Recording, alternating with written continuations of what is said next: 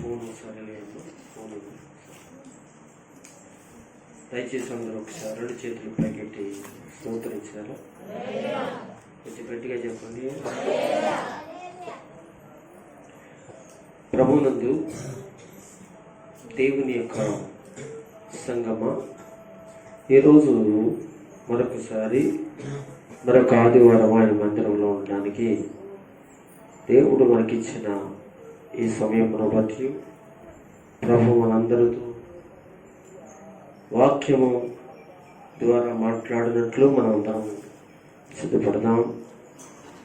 దయచేసి అందరూ కూడా బైబిల్ను తెరిచి చూడాలని తెలియజేస్తున్నాను.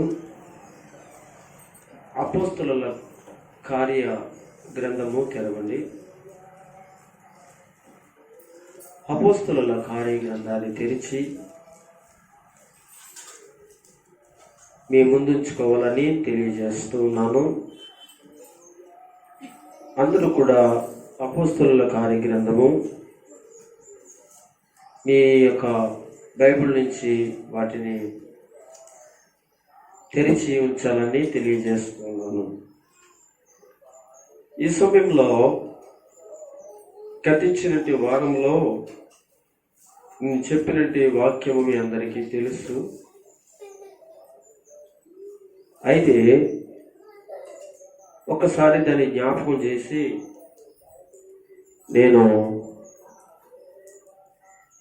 ఈరోజు నేను ఏం మాట్లాడనై ఉన్నానో ఆ విషయాన్ని మీ మధ్యన ప్రకటన చేయడానికి పరిశుద్ధాత్మ దేవుడు సహాయం కొరకే, మాటల కొరకే మనం సిద్ధపడదాం.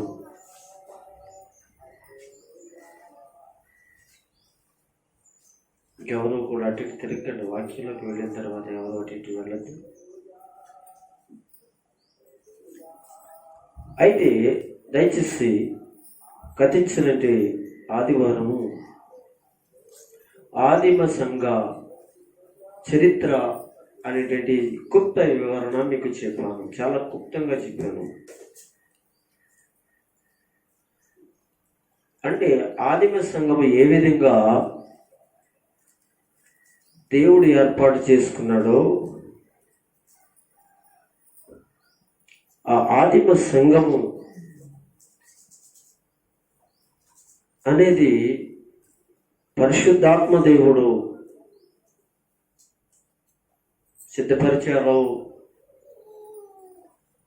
గత వారములో మీకు నేను ప్రకటించాను. చాలా సంగతులను తెలుసుకున్నాను. అలా చెప్పి తర్వాత ఈ ఆదిమ సంఘం ఎక్కడ ప్రారంభించబడింది, ఆ ఆదిమ సంఘము ప్రారంభించినప్పుడు ఆ సంఘం యొక్క లక్షణాలు ఏమిటి, మనము గత వారంలో నేనేమన్నానంటే తర్వాత వారంలో మనము ఆ లక్షణాల గురించి చెప్పుకుందామని ముగించాను. అయితే ఈరోజు మనము నేర్చుకోబోతున్న విషయం ఏమిటి అంటే,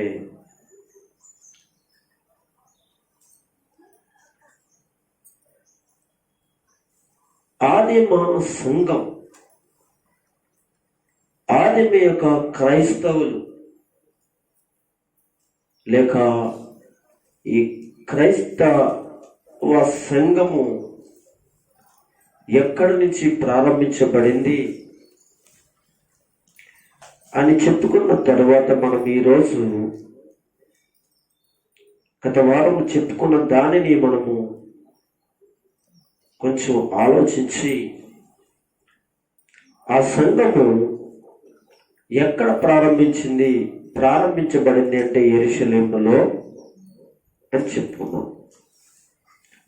ఇప్పుడు యెరూషలేములోని సంఘాన్ని గురించి మనం మాట్లాడుకుంటాం. యెరూషలేము సంఘం గురించి కాదు, అలా జ్ఞాపకం చేస్తున్నాను.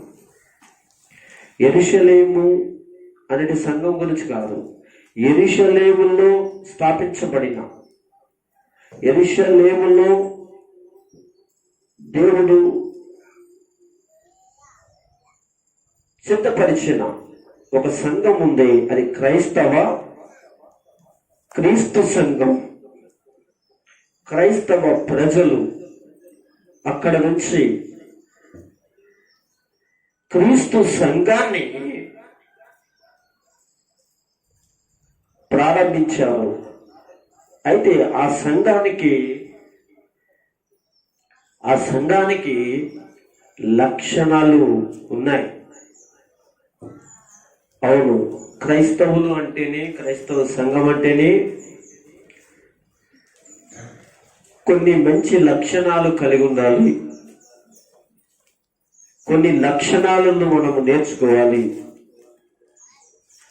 అవి లోక సంబంధమైన లక్షణములు కాదు, కానీ ప్రభువైన యేసుక్రీస్తు తాను బ్రతికున్న దినాలలో తన సంఘము తనువలే ఉండాలని దేవుడు ఆ సంఘ స్థాపన ఆయన ద్వారా జరిగింది. ఆ సంఘానికి కొన్ని లక్షణాలు ఉండాలి అని ఆయన బోధలు చేశాడు. తన శిష్యులైన వారికి కూడా ఆ బోధలను నేర్పించాడు. ప్రారంభించబోతున్నటి ఆ సంఘ పరిచర్యలో కూడా కొన్ని లక్షణాలు ఉండాలని యేసుక్రీస్తు ప్రభుల వారి యొక్క శిష్యులు కూడా ఆ సంఘానికి బోధించారు. అలాంటి లక్షణాలు కలిగి ఉన్నారు. అలాంటి లక్షణాలతో వాళ్ళు బ్రతికారు. ఈ రోజున కూడా ఆదిమ క్రైస్తవ సంఘము వలె భూమి మీద ఉన్న ప్రతి సంఘం కూడా అలాంటి లక్షణాలు కలిగి ఉండాలని ఈరోజు మనము నేర్చుకుని ఆదిమ క్రైస్తవ సంఘము అపోస్తులు, యేసు శిష్యులైన వారు ఆనాడు ప్రారంభించబడిన వేల కొలది ప్రజలు యేసుని వెంబడించి లేక యేసు యొక్క వాక్యమును వెంబడించి ఆదిమ క్రైస్తవ ప్రజలు ఏ విధమైన లక్షణాలతో అనగా భూ ప్రపంచం మీద దేవుని కొరకు సాక్షులై ఉన్నారో ఆయన రాకడ కొరకు సిద్ధపడుతున్నట్టు ఈనాడు క్రైస్తవ సంఘం అని చెప్పబడుతున్నట్టు మనమందరం కూడా కొన్ని లక్షణాలు ఆ సంఘము నుండి మనం నేర్చుకోబోతూ ఉన్నాం. దేవునికి స్తోత్రం. మొట్టమొదటిగా ఆది ఖండము నుంచి క్షమించండి, అపొస్తలుల కార్యము నుండి మొదటి అధ్యాయం. అపొస్తలుల కార్యం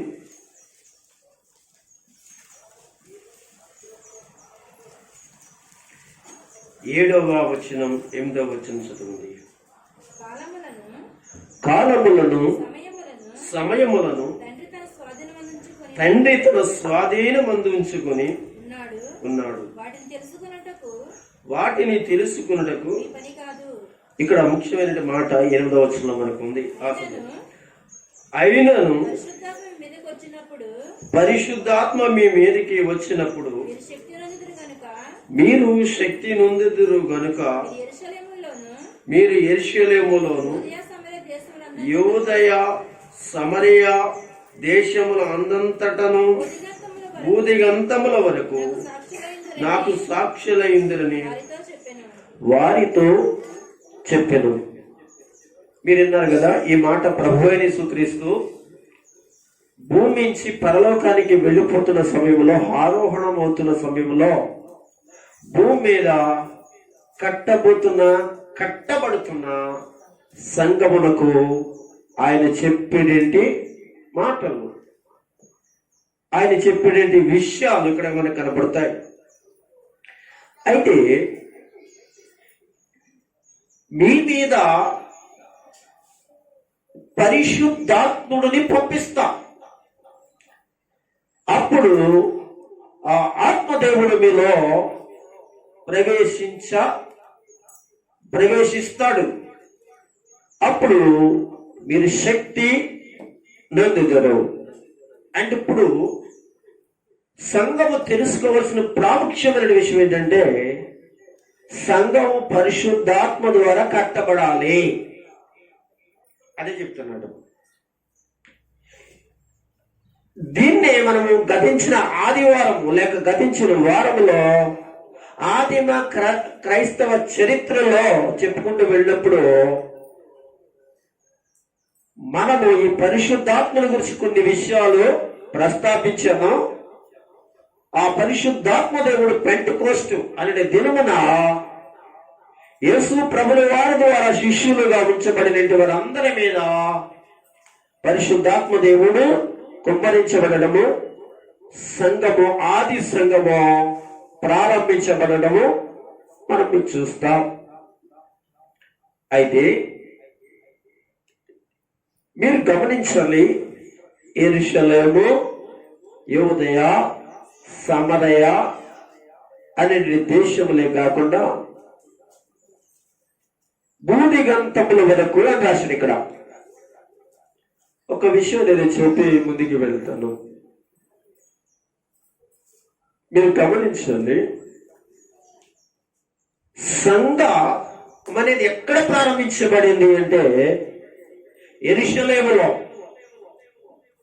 మీకు అర్థమవుతుందా? యెరూషలేము అనేటి మహాపట్టణంలో, యెరూషలేము అనే పట్టణంలో ఒక క్రైస్తవ సంఘం ప్రారంభించబడింది. అది యెరూషలేములో క్రైస్తవ సంఘము తప్ప యెరూషలేము సంఘం కాదు. అది ఆలోచించండి. ఇలాగ చెప్తూ ఉండగా ఇక్కడ యెరూషలేము అనే మాట కనబడుతుంది. ఈ అపొస్తలుల కార్యం 2 భాగాల కింద చదువుకుంటే మీరు 2 భాగాల కింద, అంటే మొత్తం ఎన్ని అధ్యాయాలు? 28 అధ్యాయాలు ఉంటుంది. ఇక అర్థమవుతున్న అపొస్తలుల కార్యం ఎన్ని అధ్యాయాలు అంటే 28 అధ్యాయాలు ఉంటుంది. దీన్ని భాగాలుగా చేసుకుని మాట్లాడుకోవచ్చు, కానీ బాగా వివరంగా అర్థం అవడానికి దాన్ని 2 భాగాలుగా చేస్తే మీకు అర్థమవుతుందా? అపొస్తలుల కార్యం 1వ అధ్యాయము 12వ వచనం వరకు ఒక భాగం మీరు గుర్తుపెట్టుకోండి. ఏమండి? ఈ అపొస్తలుల కార్యము 13వ అధ్యాయము నుంచి 28వ అధ్యాయం వరకు ఒక భాగం. నేను 2 భాగాల గురించి చెప్పాను.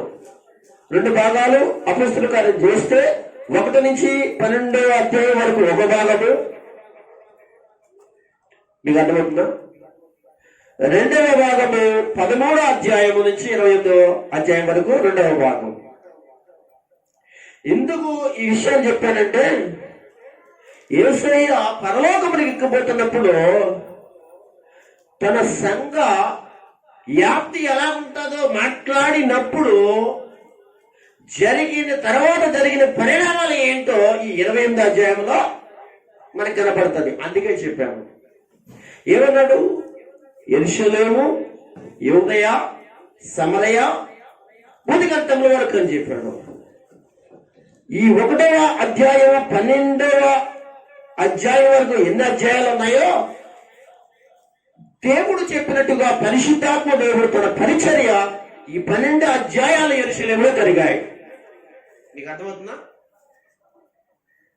1వ అధ్యాయం నుంచి 12వ అధ్యాయం వరకు కూడా యేసు ప్రభువు వారు తన పరిశుద్ధాత్మని పంపిన తర్వాత తన శిష్యులైన వారిని బలమైన శక్తి చేత నింపి ఈ యొక్క 12 అధ్యాయములలో వారు సువార్త చేసిన, యేసుక్రీస్తు గురించి సాక్ష్యము చెప్పిన, అద్భుతాలు చేసిన, ఆశ్చర్యములు చేసిన, గొప్ప కార్యములు చేసిన ఈ 12 అధ్యాయములలో కనబడుతున్నట్టు ప్రాంతం మనం చూస్తే యెరూషలేములోనే చేశారు. అర్థమవుతుందా? ఈ 13వ అధ్యాయం నుంచి 28వ వచనంలో చూసినప్పుడు ఆయన వెళుతూ అన్నాడు, యెరూషలేము, యూదయ, సమరయ, భూదిగంతముల వరకు అంటున్నాడు. అయితే ఈ 13వ అధ్యాయం నుంచి మీరు గమనించినట్లయితే సమరయ్య ప్రాంతాలలో,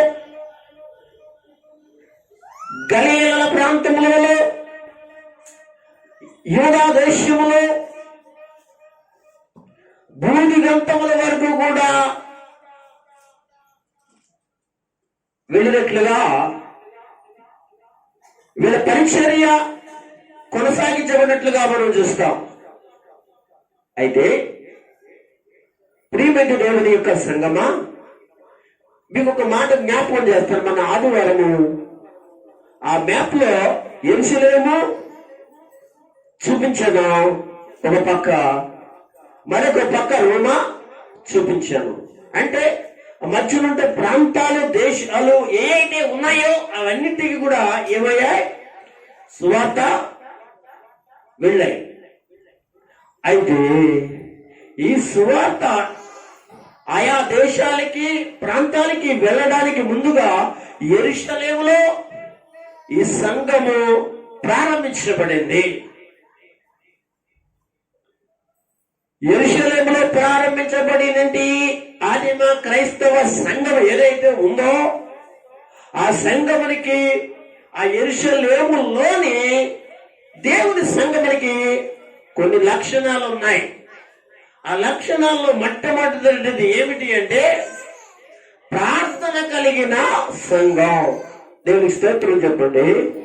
2 చేతులు పైకి దేవుని స్తోత్రం చెప్పండి. ఆ సంఘములో లేదా ఆ సంఘానికి ఏం కలిగి ఉందంటే, ఎలాంటి లక్షణం కలిగి ఉందంటే ప్రార్థన కలిగిన సంఘం. మన ఇందులోనే చూద్దాం. అపొస్తలుల కార్యం 1వ అధ్యాయం 14వ వచనాన్ని మనము చదువుదాం. వీరితో కూడా కొందరు స్త్రీలను యేసు తల్లి అయిన మరియయు ఆయన సహోదరులను ఎలాగంటండి ఏక మనసుతో ఎడతెగక ప్రార్థన చేయుచుండిరి. సరఫర స్తోత్రం గట్టిగా చెప్పండి. మీకు అర్థమైందండి? వాళ్ళకి ఏమి అంటే ఆ సంఘానికి, ఏ సంఘానికి? ఆ యొక్క ఆదిమ క్రైస్తవ సంఘానికి, యెరూషలేములో ఉన్న సంఘానికి ఏ లక్షణం ఉంది అంటే ప్రార్థన చేసేది లక్షణం. దేవుడి పిల్లలరా, భూదిగంతముల వరకును సువార్త వెళ్ళిన తర్వాత సువార్త వ్యాపించబడుతుంది కనుక ప్రతి చోట క్రైస్తవ సంఘము అనబడినట్టు క్రైస్తవ గుంపులకు, కుటుంబాలకు ప్రార్థన ప్రాముఖ్యం. నీకు ఈ అలవాటు ఉండాలి. ఏ కుటుంబంలో ప్రార్థన ఉంటుందో,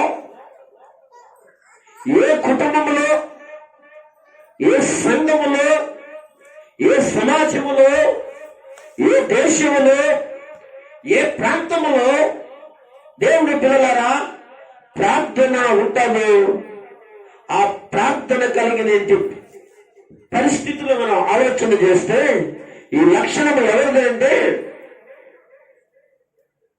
ఆదిలో ప్రారంభించబడినది ఆదిమ క్రైస్తవ సంఘములో ప్రార్థన ఒక లక్షణము ఈనాడు క్రైస్తవ సంఘానికి ఉండాలి.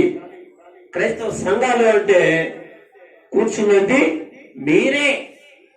ప్రార్థన ప్రార్థన ప్రార్థన ప్రార్థన ప్రార్థన మాత్రమే మీ జీవితంలో ఉండాలి.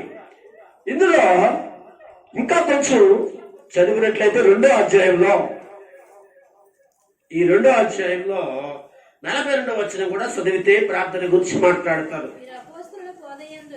వీరు అపోస్తుల బోధయందును సవాసమందును రొట్టె విరుచుటయందును ప్రార్థన చేయటి అందును దేవునికి మహిమ కలుగును గాక. అంటే మీకు ఏం చెప్పాలనుకున్నాను అని అంటే యెరూషలేములో ఉన్న ఆ సంఘానికి ఏ లక్షణం అయితే ఉందో ఆ లక్షణం ఈ రోజున క్రైస్తవ సంఘాలు అనబడిన మన జీవితాల్లో, మన కుటుంబాలలో ప్రార్థన ఉండాలి, ప్రార్థన ఉండాలి. ఏమంటే వీరు అపోస్తలుల బోధ యందును, పెంతెకొస్తు బోధ యందున ఏమండి, పెంతెకొస్తు బోధ యందున అని రాశాడా? అపోస్తలుల బోధ యందును. ఈ అపోస్తలు ఎవరు? యేసు ప్రభు వారి యొక్క శిష్యులు. అసలు యేసు అపోస్తలు అంటే అర్థం ఏమిటి? అపోస్తలు అంటే అర్థం ఏంటి? పంపబడిన వారు. మీకు అర్థమవుతుందా? యేసు అపోస్తలు అనే వాళ్ళని అనగా పేరు అనగా అభివృద్ధి ఇవ్వడం గల కారణము అంటే వాళ్ళు పంపబడిన వారు, దేవుని సువార్త వరకు పంపబడిన వారు, దేవుని పని నిమిత్తము అనగా పంపబడిన వారు, దేవుని పరిచర్య నిమిత్తం పంపబడిన వారు, ఆశ్చర్య కార్యములు చేయడానికి పంపబడిన వారు, స్వస్థత కార్యములు చేయడానికి పంపబడిన వారు, అనగా భూమి మీద ఆయన రాజ్యాన్ని కట్టడానికి ఏర్పాటు చేసుకున్నట్టు వారైంది పంపబడిన వారే అపోస్తలులు. అపోస్తలులు అనగా పంపబడిన వారు. ప్రియమైన వారు మీరు గమనించండి, ఇక్కడ ఏమన్నారంటే పెంటెకొస్తు వాళ్ళ యొక్క, లూథరన్ వాళ్ళ యొక్క, లేకపోతే మరొక వాళ్ళ యొక్క బోధ కాదు. అదే ఆదిమ యొక్క క్రైస్తవ సంఘము అపోస్తలుల బోధ. ఈ అపోస్తలుల బోధ ఎవరిదో తెలుసా? యేసు ప్రభువు వారిది ఆ బోధ. మళ్ళీ అపోస్తలుల బోధ ఏంటంటే మళ్ళా ఈ పేతురు మీద, లేకపోతే యోహాను గారి మీద, ఆంద్రేయ గారి మీద, ఇంకా చూస్తే పౌలు గారి మీద వారు బోధలు అనే ఆలోచన మీకు రాకూడదు. వారు ఏ బోధలు చేశారంటే యేసు ప్రభువు బోధలు తప్ప, యేసు ప్రభువు మాటలు తప్ప. వారు అంటారు మా దగ్గర యేసు ఉన్నాడు, మా యేసు నామం ఉంది, అది తప్ప మా దగ్గర ఏమీ లేదని ప్రకటన చేసిన ప్రకటన మనం చూస్తే వారి బోధలు ఎవరి బోధలు అంటే మన ప్రభు అయిన యేసు క్రీస్తు వారి యొక్క బోధలు. ఆ బోధలు ఏమన్నారో తెలుసండి? అపోస్తలుల బోధ ఎందును, సహవాసమును, రక్తి విరుచున ఎందును, ప్రార్థన చేతి ఎందును. అంటే యెరూషలేములో ఉన్న సంఘ సహోదరులకు ప్రతి ఒక్కరికి ప్రార్థన ఉంది. ఆ యొక్క గుంపుల్లో ముసలి వాళ్ళు, పడుచువారు, యవనస్తులు, స్త్రీలు, పురుషులు, ఇంకా చెప్పాలంటే చిన్న పిల్లలతో సహా ఆ ప్రార్థనా గుంపులో ఉన్నారు. అంటే ప్రార్థనా లక్షణము కలిగి ఉన్నారు. పేతురు సెరసాలలో పెట్టినప్పుడు, ఆ సెరసాల నుంచి బయటకు వచ్చినప్పుడు తలుపు కొడుతూ ఉంటే ఒక చిన్నది తలుపు తీసిందని వాక్యం ఉంది. అక్కడ చిన్నవాళ్ళు కూడా ఉన్నారనమాట. అంటే మనకి ఏం కావాలి అంటే ఈ రోజున సంఘంలో చిన్నలు మొదలుకున్న పెద్దల వరకు కూడా ఏం చేయబడాలి? ప్రార్థన కలిగి ఉండాలని తెలియజేస్తుంది. ఏమంటే గమనించాలి, క్రైస్తవులే కాకుండా యూదుల్లో కూడా ఒక మాట ఉంది. ఏమిటో తెలుసా? ఈ మాటలు ఏవేళ గ్రంథంలో రాయబడుతూ ఉంటది. బాకారుడి ప్రతిష్ఠిత దినమును ప్రతిష్ఠించుడి, వ్రత దినమును ఏర్పాటు చేయడు. ఏమంటున్నాడు తెలుసా? అక్కడ అందరినీ పిలవనప్పుడు, అంటే పెద్దలను పిలవనప్పుడు, స్త్రీలను పిలవనప్పుడు, యవనస్తులను పిలవనప్పుడు, మీ సన్యపానము చేయకులను కూడా పిలవనప్పుడు. అంటే ప్రార్థనలో ఎవరు ఉండాలంటే అందరూ ఉండాలి. అందరూ అంటే ఇప్పుడు చెప్పినట్టు చిన్నలు, పెద్దలు, యవనస్తులు, స్త్రీలు, సన్యపానము చేయి పిల్లలు కూడా ఉండాలి. అంటే దేవుని సంగత ఆనాడు యెరూషలేములో ఉన్న సంగత ఎలాంటి లక్షణము కలిగిందంటే ప్రార్థన కలిగిన లక్షణముగా ఉంది. ఈ ప్రార్థన గురించి ఒక రెండు విషయాలు అపోస్తల కార్యములో చూద్దాం. మూడో అధ్యాయం చూడండి. 3వ అధ్యాయం మొదటి 1-2 వచనాలు చదువుతాం. పగలు 3 గంటలకు ప్రార్థనా కాలమున పేతురును యోహానును దేవాలయమునికి ఎక్కి వెళ్ళిచుండగా పుట్టిన మొదలుకుని కుంటివాడైన ఒక మనుషుడు మోసుకుని పోబడుచుండెను. వాడి దేవాలయములోనికి వెళ్ళే వారిని భిక్ష అడుగుటకు కొందరు ప్రతిదినము వారిని శృంగారమును దేవాలయపు ద్వారం వద్ద ఉంచుచు వచ్చిరే. దేవునికి స్తోత్రం గట్టిగా చెప్పండి. రెండు చేతులు పైకి చెప్పండి. అంటే ఇప్పుడు యెరూషలేము సంఘమునికి ఉన్న లక్షణం ఏంటి? ప్రార్థన లక్షణం. ఇక్కడ వీళ్ళు ఎక్కడికి వెళ్తున్నారు? యెరూషలేములో ఒక దేవాలయం ఉంది. ఆ దేవాలయము శృంగారపు దేవాలయం. ప్రార్థన కావున అక్కడ అనేక మంది భక్తులు ప్రార్థనకు వెళుతున్నారు, క్రైస్తవులు ప్రార్థనకు వెళుతున్నారు. అది యూదుల దేవాలయం ఉన్నప్పుడు కూడా అక్కడికి పేతురు ఎవరు కూడా యేసుక్రీస్తు ప్రభు వారి యొక్క నుంచి పునరుద్ధానం గురించి, ఆయన మరణం గురించి లేఖనాలను ఒప్పించడానికి చెప్పడానికి అక్కడ వాళ్ళు ప్రార్థనలోకి వెళ్తున్నట్లుగా చూస్తున్నాం. క్రైస్తవ సంఘమా ప్రార్థన కలిగినట్టు వారిగా ప్రార్థన లక్షణం అనేది చాలా ముఖ్యమైనది. ఇందులో 4వ అధ్యాయం కూడా చూద్దాం. 4వ అధ్యాయం 31వ వచనం చదవగలరా? వారు ప్రార్థన చేయగానే వారి కూడి ఉన్న చోటు కంపించెను. అప్పుడు వారందరూ కూడా పరిశుద్ధాత్మతో నిండిన వారై దేవుని వాక్యమును ధైర్యముగా బోధించారు. ఇక్కడ కూడా ప్రార్థన ఇలా చెప్పుకుంటూ వెళితే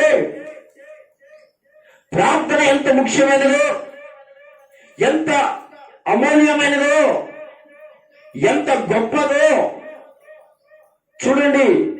నువ్వు కూడి ఉన్న దేవాలయమైనా, నువ్వు కూడి ఉన్న ఇల్లైనా, నువ్వు కూడి ఉన్న సమాజం ఏదైనా, నువ్వు కూడి ఉన్న ప్రతి ఏ స్థలంలో అయినా ప్రార్థన అతి ముఖ్యమైనది. దేవునికి స్తోత్రం.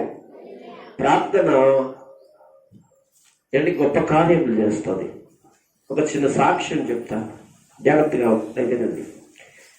నేను చిన్న వయసులో ఉన్నాను, సుమారుగా 10 సంవత్సరాల వయసు. ఈ 10 సంవత్సరాల వయసులో ఉన్న టైంలో అప్పుడు విగ్రహారాధన కలిగి ఉన్నాం. మా కుటుంబం కలిగి ఉన్నప్పుడు మా ఇంటికి మా పిన్ని ఒక ఆవిడ వచ్చేవారు. ఆవిడ పేరు పేరమ్మ. అయితే యేసు ప్రభు వారిని నమ్ముకున్నది ఆవిడ కనుక మరి అమ్మగా ఆడ పాస్టర్ గారు నామకరణం చేశారు. అయితే ఆవిడకి భయంకరమైన జబ్బు, చనిపోతుంది అనుకున్న సమయంలో ఆవిడ ఏం చేసిందంటే సువార్త ప్రార్థన తెలుసుకుని వెళ్ళి అక్కడ ప్రార్థించగా దేవుడు స్వస్థపరిచాడని. అయితే ఇది సుమారుగా మీకు చెప్పేది ఏనండి, సుమారుగా 9-10 సంవత్సరాలు అవుతుంది. ఏమండి 10 సంవత్సరాలు అంటే ఇప్పటికి 40 సంవత్సరాలు అయింది. అంటే 40 సంవత్సరాలు ఇంకా సంగతి చెప్తున్నాను. నేను యేసు ప్రభుని అప్పటికి ఇంకా నమ్మల.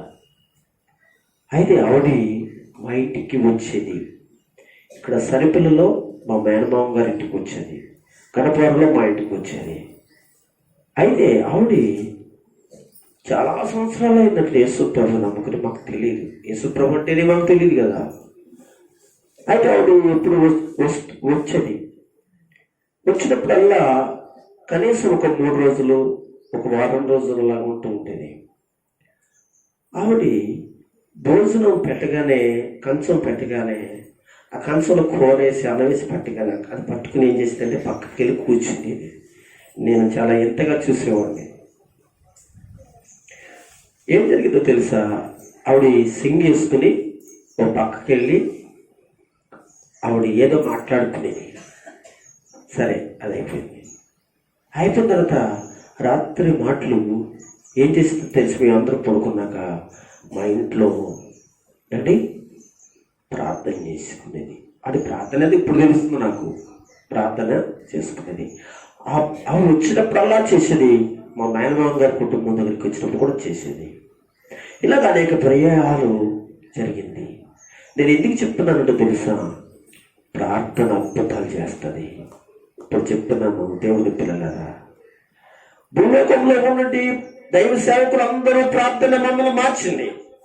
అన్యుడిగా ఉన్న కుటుంబాలు మార్చబడాలనే కదా దైవ సేవకులు, సంఘాల ప్రార్థన.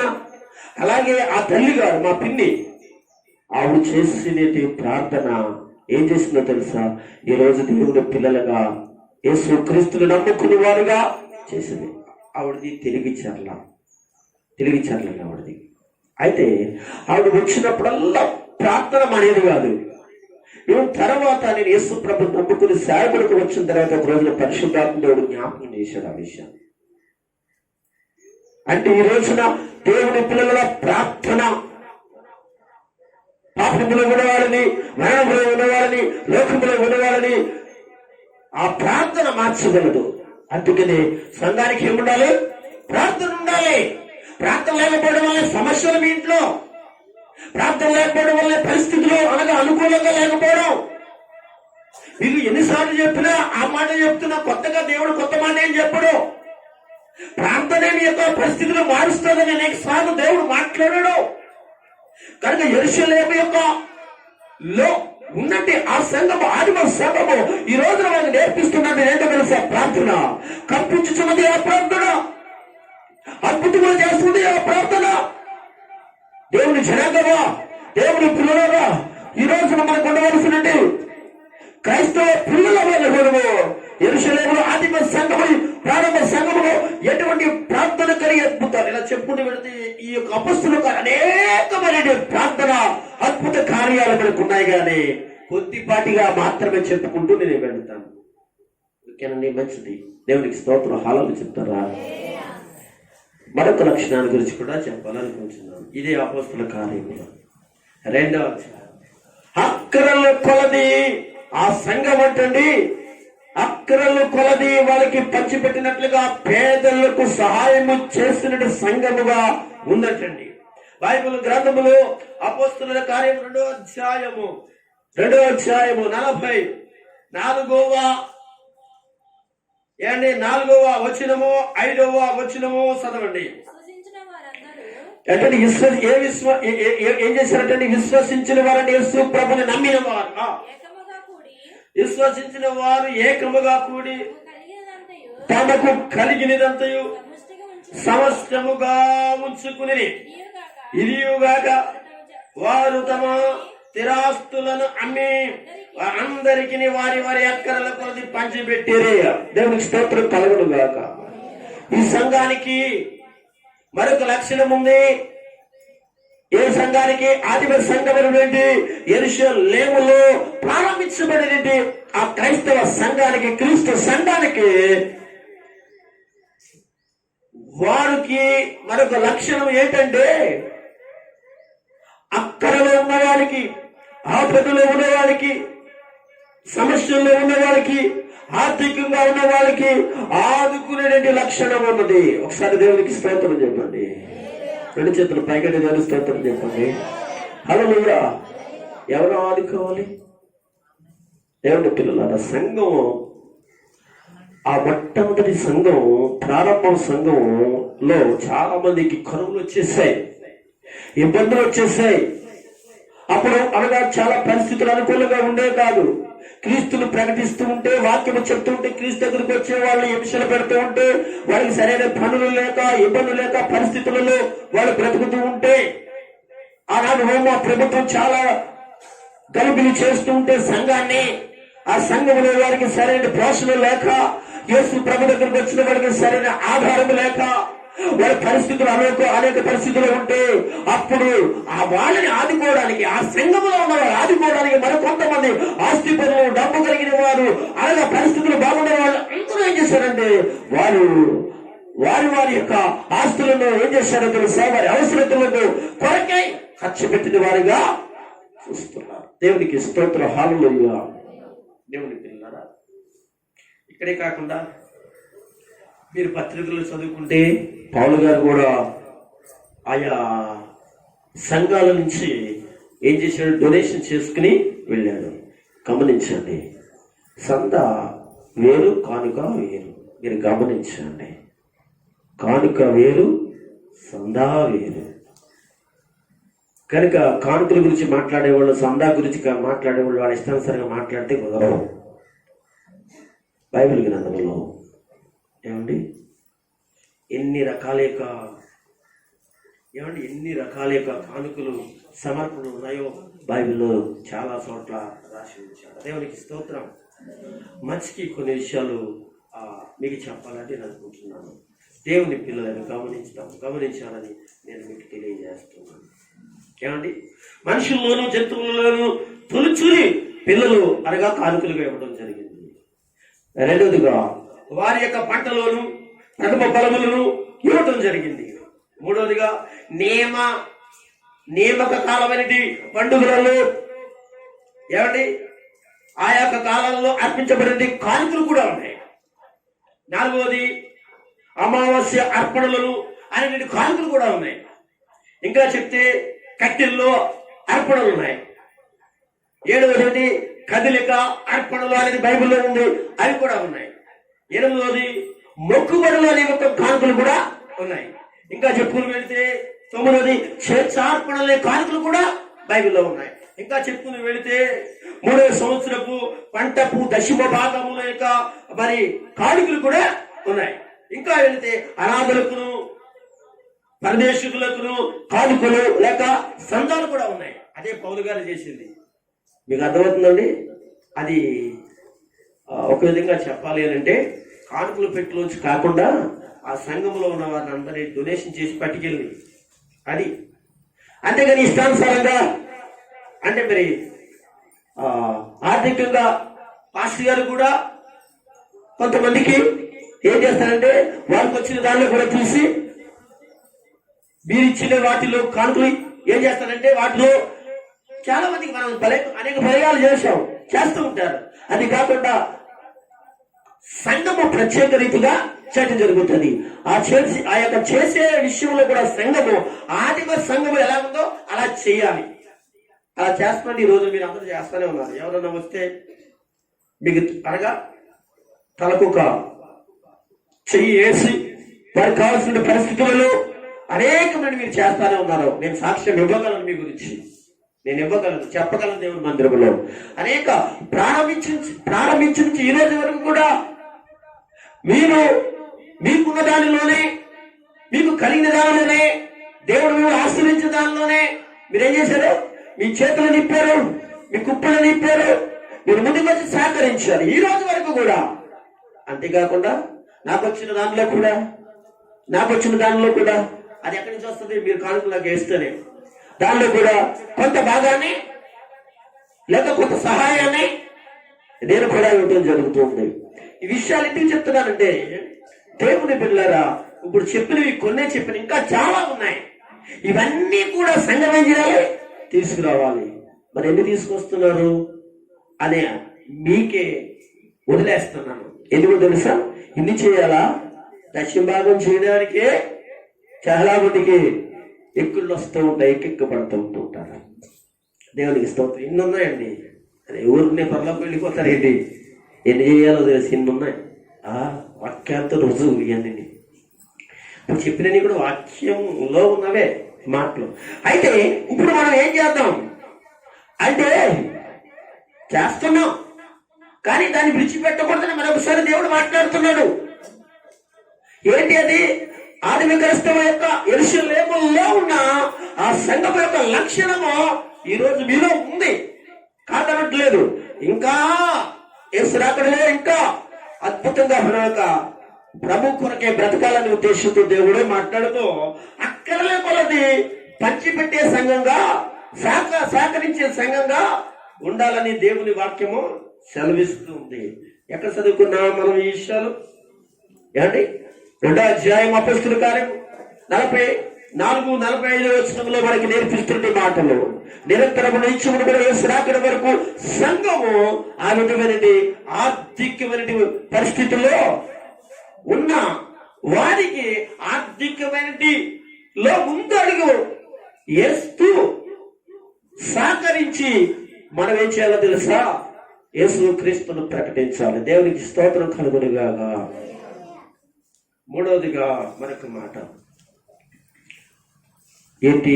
యెరూషలేములో ఉన్న సంఘం ఒక లక్షణం ఏంటో తెలుసంటే సువార్త ప్రకటించి సాక్ష్యం ఇచ్చే సంఘం. సరద్ర దేవుని స్తోత్రం చెప్పండి అందరు గట్టిగా. హల్లెలూయా. రెండు చేతుల పైకి. హల్లెలూయా. సువార్త ప్రకటించి సాక్ష్యం ఇచ్చే సంఘంగా ఉండాలి. సాక్ష్యం ఇవ్వడం అంటే మీరు ఏమనుకుంటారు? ఆదివారం సాక్ష్యం చెప్పిస్తారు కదా, నేను ఒక 5 నిమిషాలు 10 నిమిషాలు అంతమంది ఉన్నా కానీ అది కాదు సాక్ష్యం. సాక్ష్యం అంటే మీరు ఏమనుకుంటున్నారు? యేసుక్రీస్తుకి సాక్షులై ఉండండి అంటే అతడి అనగా సువార్తను ప్రకటిస్తూ యేసుక్రీస్తుకి సాక్షులైంది. నేను సాక్షులై ఉన్నానండి, సాక్ష్యం చెప్పానండి అంటే నీ కోడి పెట్టిన గురించి సాక్ష్యం చెప్పావు మందిరంలో. నేనేమంటలా ఏమండి, ఎత్తుకెళ్ళిపోయి నీ తెప్పాలని తన దొరికింది అనగా నువ్వు సాక్ష్యం చెప్పావు, నేనేమంటలా. ఈ కాదు, యేసు ప్రభు గురించి సాక్ష్యం ఏంటి తెలుసా? అంటే ఒక మాట చెప్పాలంటే సాక్ష్యం అంటే ఏంటి తెలుసు? సువార్త ప్రకటించడమే. సువార్త ప్రకటించడం అంటే ఏంటి? సాక్ష్యం చెప్పడమే. సువార్త అంటే ఏంటంటే పాస్టర్ గారు, సాక్ష్యం అంటే ఏంటంటే పాస్టర్ గారు అంటే నీకు కలిగిన యేసుక్రీస్తు, నువ్వు కలిగిన యేసుక్రీస్తు, నువ్వు ఎన్న యేసుక్రీస్తు, నీకు సహాయం చేసిన యేసుక్రీస్తు ఎలాంటి వాడో, ఎంత గొప్పవాడో, ఎక్కడ పుట్టాడో, ఎక్కడ తిరిగాడో, ఆయన ఏం చేశాడో, ఆయన ఎలా బ్రతికాడో, ఎలా బ్రతకమన్నాడో, ఏం చేస్తే ఆయన మన జీవితాల్లో కార్యాలు జరుగుతాయి అన్నాడు. ఆయన ఎలా మరణించాడో, ఎలా లేచాడో, ఎలా లేచి పైకి వెళ్ళిపోయాడో, తిరిగి ఎలా వస్తానన్నాడు. మారిన వారికి అనగా పరలోకము, మారిన వారికి నరకము అని బోధలు చేశాడు. ఈ బోధలని ఎన్నిసార్లు వెళ్ళలేదండి. ఒకసారి సీరియల్ చూసిన వాళ్ళే ఆయన ఏం చేస్తారు? కంటో పాడంగా అనగా మంచం మీద లెక్కొట్టి అడిగితే చెప్పేస్తారు కదా. ఇది ఎన్నిసార్లు మీరు చూస్తుంటారు, ఎన్నిసార్లు ఉంటారు, ఎన్నిసార్లు చదువుకుంటారు, ఎన్నిసార్లు పాస్టర్ గారు మన ఈ మాటలు దేవుని బిడ్డలారా, ఈ సువార్తని ఏం చేయాలి? యేసును నమ్మని వాడికి చెప్పాలి. అనగా యేసు ప్రభు ఎలాంటి వాడో చెప్పాలి. ఆయన బాగు చేసేవాడని, దానికంటే ముఖ్యమైన ఏంటో తెలుసా? ఆయన నీ పాపాలు క్షమించేవాడని, ఆయన నీ నరకముల నుంచి అనగా నిన్ను ఇడిపించి పరలోకాన్ని తీసుకెళ్లేవాడని. ఆయన ఒక్కడి తప్ప భూమి మీద అసలు వ్యక్తులని వాళ్ళని వీళ్ళని ఎంతో మంది ఉండవచ్చునేమో కానీ వాడి వల్ల కానిది ఏంటో తెలుసా? నా యేసు వలన కలుగుతుందని సాక్ష్యం ఇవ్వాలి. మూడోదిగా ఏంటంటే ఆ సంఘం ఎలా ఉంది? సాక్ష్యం ఇచ్చే సంఘముగా ఉంది. ఆ యెరూషలేములో ఉన్న క్రైస్తవ సంఘం సాక్ష్యం ఇచ్చే సంఘముగా ఉన్నది. కనుక చూద్దాం. అపొస్తలుల కార్యం 8వ అధ్యాయం. చాలా చోట్ల ఉంటుంది కదండి, అక్కడక్కడ మీకు చూపించాలనుకుంటున్నాను. 8వ అధ్యాయం చూడండి. 8వ అధ్యాయము 25వ వచనం చదవగలరా?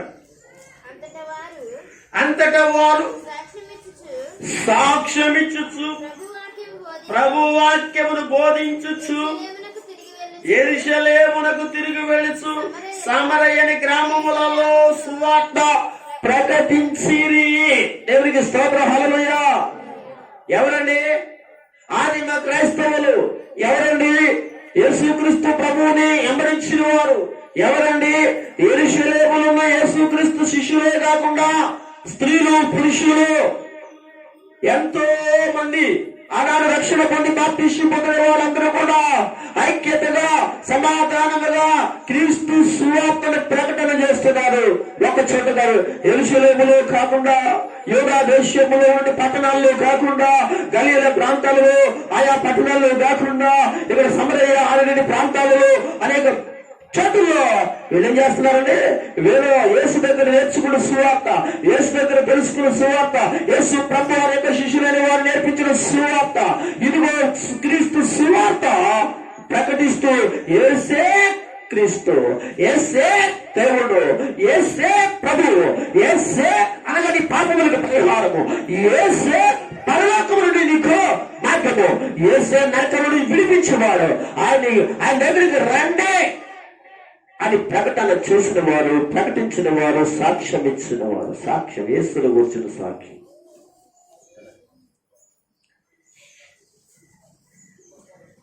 ఏమండి, ఎవరి గురించి అలా సాక్ష్యం చెప్పమని ఒకవేళ కోర్టులోకి వెళ్ళారు అనుకోండి కదా, ఏం చెప్తాం? చెప్పదే ఏం చెప్తాం? నా గురించి సాక్ష్యం చెప్పండి.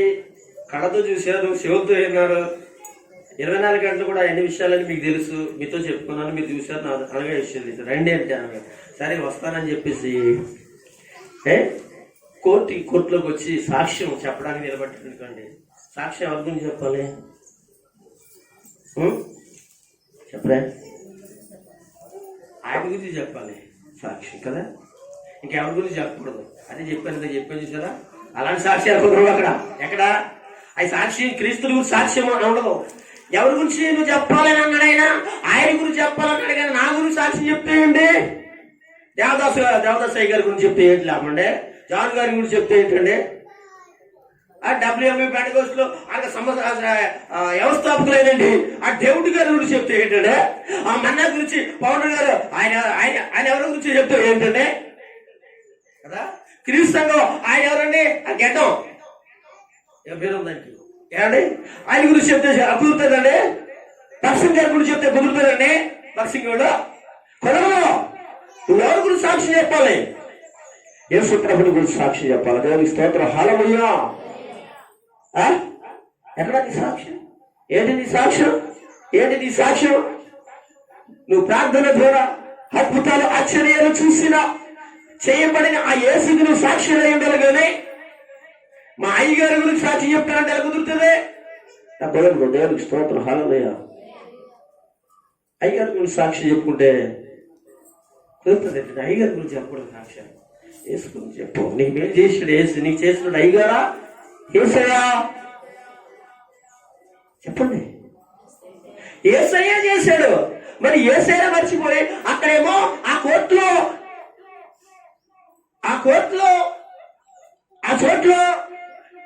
ఎవరి గురించి సాక్ష్యానికి వచ్చేవో ఆయన గురించి ఆ సాక్ష్యం చెప్తేనే అక్కడ చెల్లుతుంది.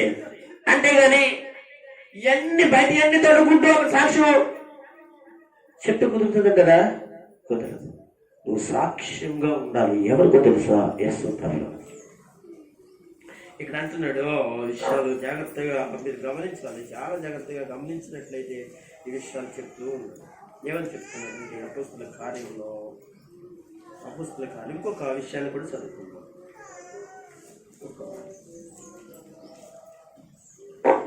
5వ అధ్యాయంలో ఒక మాట ఉంది, అది కూడా చదువుదామా? సరే, సాక్ష్యం గురించి విషయం కాబట్టి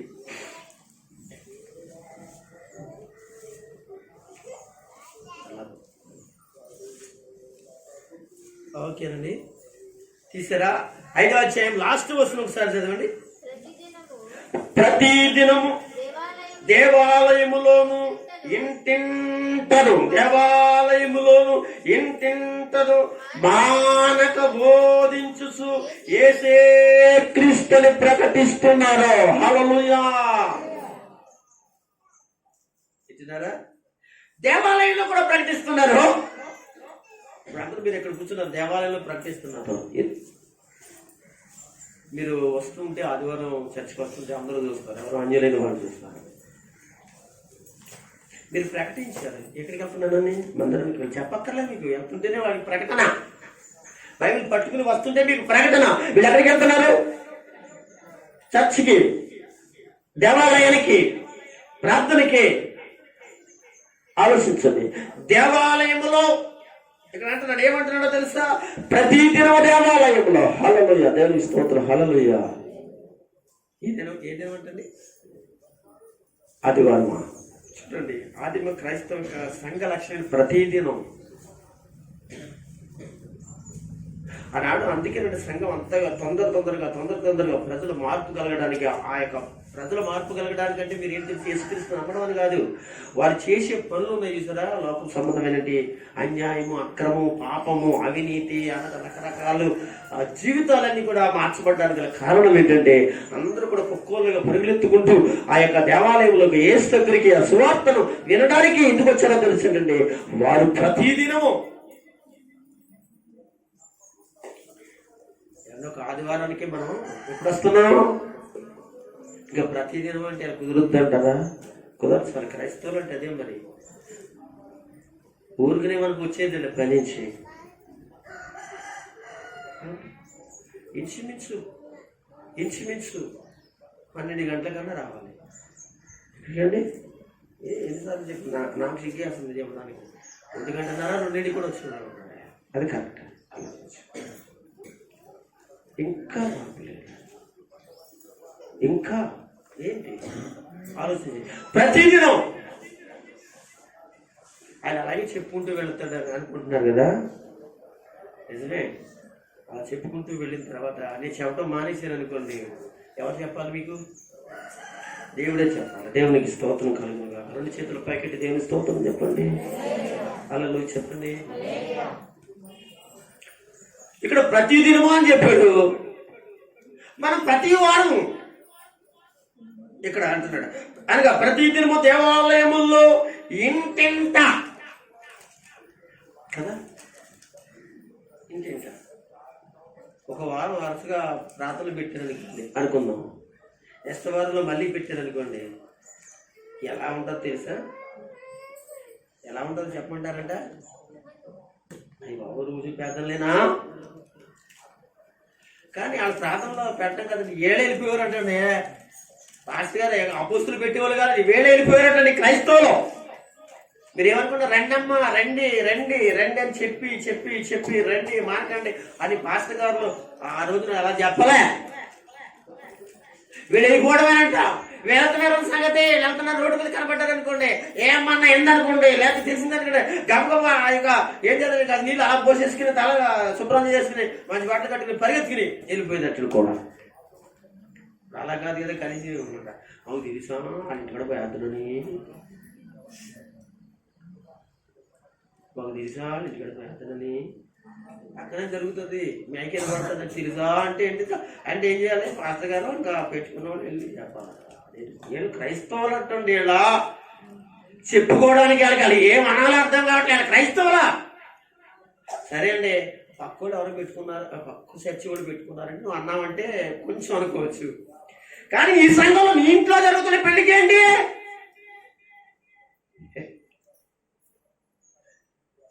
బాధగా ఉంది కదా, మాటలు బాధగా ఉన్నాయి. నా మాటలు ఇప్పుడు కాదండి, నేను సేవలోకి వచ్చిన కానీ నా మాటలన్నీ బాధగానే ఉన్నాయండి. ఎవరికి? మనుషులకు, ఆత్మీయులు కాదు, మనుషులకు. దేవునికి స్తోత్రం. కానండి ఇప్పుడు మీరు కొత్తగా బాధగా ఉన్నాయని చెప్పడానికి వెళ్ళేది నేను దగ్గర ఏమండి 30 సంవత్సరాలకి పైగానే ఈ పరిచర్యలు ఉన్నాయి. బాధ కలిగిన వాడు మార్చబడతారు అని చెప్తున్నాను. దేవునికి స్తోత్రం. బాధ కలిగిన వారు, బాధపడిన వారు బదుచుకున్న వాడు మాత్రమే మార్చబడిన వాడు, వాళ్ళకి మాత్రం సర్టిఫికెట్ ఇస్తాను. దేవుని స్తోత్రం. అనగా బాధ కలిగి అందులోనే ఉండి అనగా సమస్యలను ఎక్కువ తెచ్చిపెట్టే వాళ్ళు మార్చబడిన వాళ్ళు కాదు. సరేండి, ముందుకు వెళదాం. ప్రతిదినము దేవాలయంలో ఇంటింట మానక బోధ చేసు యేసే క్రీస్తుని ప్రకటిస్తున్నారు. ఆనాడు సంఘం ఏం చేస్తుందండి?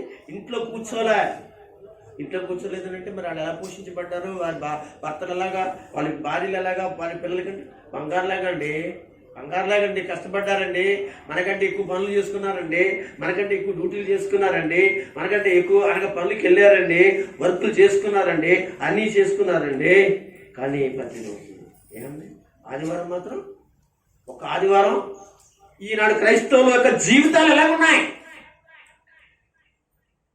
ప్రశ్నించుకోండి.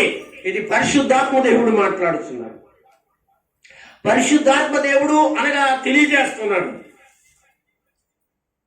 సరందరూ గట్టిగా స్తోత్రాలు చెప్పగలరా? ఉండాలి కదండి. మనం ఈ వాక్యం మనకేనంటారా ఎవరికైనా అంటారా?